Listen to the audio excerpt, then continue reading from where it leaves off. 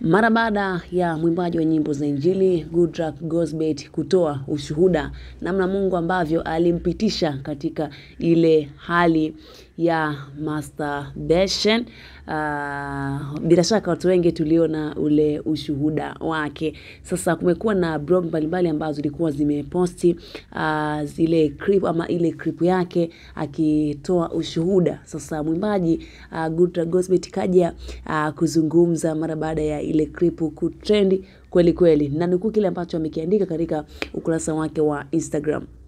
Kuna watu mmeona ushuhuda wangu nusu kupitia pages za udaku zikiwa na titles kama masturbation, puchu, punyeto na nyingine nyingi, na wengi mmenifuata DM kutaka msaada wa namna ya kuvuka hapo. Tafadhali ingia katika YouTube yangu Goodluck Gozbert Testimony, mwanzo mwisho wa video hiyo upo msaada wa kujisaidia kuvuka. Mungu na akutendee sawa sawa na haja ya moyo wako, amen. Hapa ameelezea namna ambavyo watu wamemfuata na kutaka nao kuweza kutoka.